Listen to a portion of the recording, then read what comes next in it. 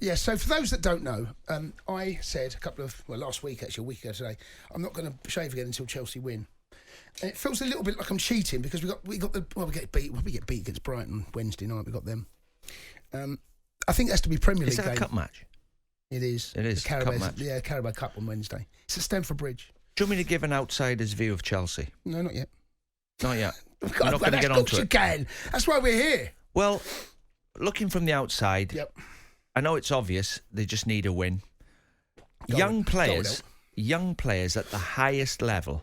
Bearing in mind, I'll take one player for example, Mudryk, who's a young player who's had success in his life so far.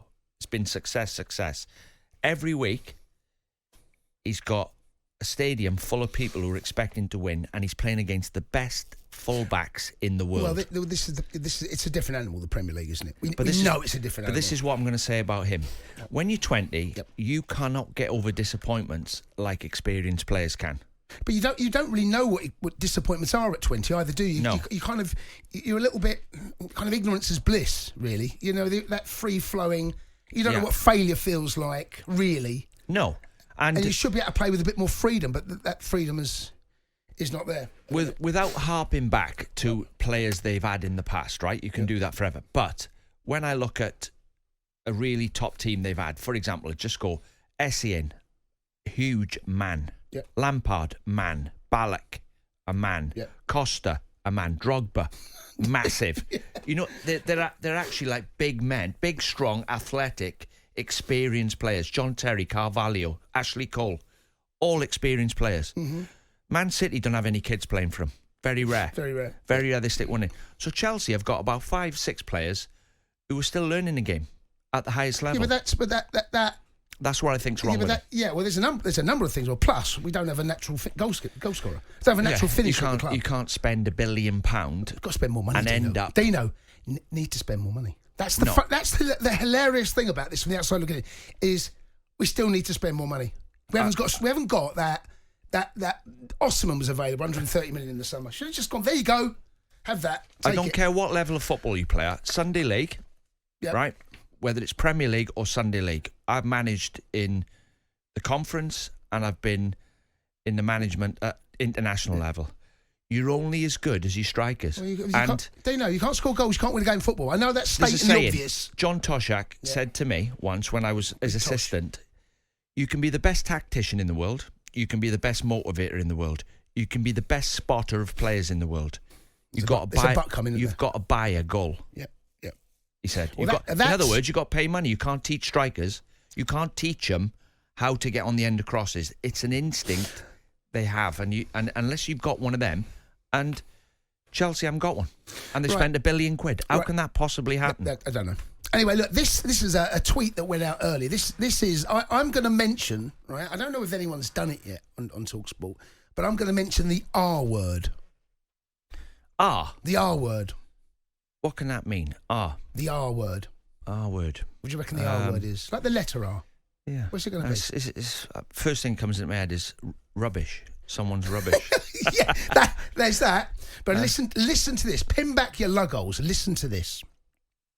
Chelsea's points per game over the last 35 matches, which is 3 short of a full season, is 0.8. That would get you relegated in every single Premier League season and have you finished bottom or joint bottom in the seasons 97, 98, 2005, 2009, 2011, 2014, 2015 and 2018. All right? So just think about that. All right? That's what our points tally has been. So look, we know that's not how football works across 2 seasons, right? We've won 2 league games since Graham Potter left. Let me just let that sink in. Since Graham Potter left, we've won 2 league games. 7 wins. You didn't win many when he was there. 7 wins in all comps this calendar year. And that includes 1 against home at Luton. Don't laugh at Luton, that's terrible. This scene. 1 at home against Wimbledon.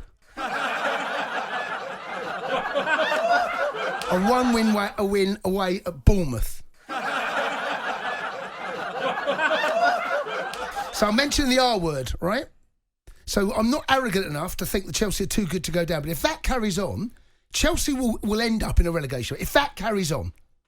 Well, right? has so anybody... I'm going to end up looking like, I said it, Hagrid.